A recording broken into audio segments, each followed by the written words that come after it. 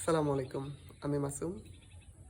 দিন শেষে সবার যদি মন বালা খারাপ হয়ে থাকে, মসজিদ হইলে আলহামদুলিল্লাহ মনটা খুব ফ্রেশ থাকে। সব সময় স্বাচ্ছন্দ্য বোধ করি। ৫ ওয়াক্ত নামাজ পড়ি না রেগুলার, বেইমানি হইতে কোনো লাভ নাই। দিন শেষে যখন একবার মসজিদ হইয়া বারান্দাত বই একলা, তখন মানে বারান্দার প্রতি চারিদিকে চাইলে একটা আলাদা মনে প্রশান্তি লাগে। এই প্রশান্তিটা তারা অনুভব করতে যারা মুসলিম, যারা মসজিদও নাইলে সপ্তাহে একবারও যায়। সবসময় নামাজ পড়ি না, মিসামাত মারতাম না, মাঝে মধ্যে পড়ি। আর ইনশাল্লাহ জুম্মা কোনো দিনও মিস হয় না।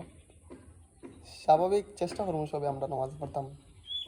আসলে দিন শেষে যখন মসজিদের বারান্দাতে একলা বই বিকালের সময়, আর আশেপাশের যে প্রাকৃতিক পরিবেশ দেখি, খুব সুন্দর লাগে।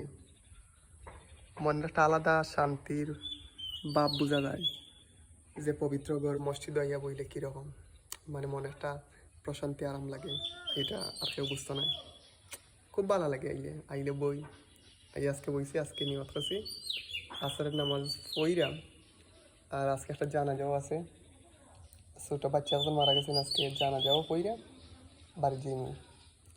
ও আশা লই আজকে মনে করছি জানাজা পইরা নামাজ পইরা আল্লাহ তালা যদি বাড়ি ঘরে নেওয়াইন, তারপর বাড়ি যাইনি কে ভাত খাইনি। আর কিছু হওয়ার মতো নাই। সব ভালো থাকবা, সুস্থ থাকবা। আল্লাহ হাফিজ। আসসালামু আলাইকুম।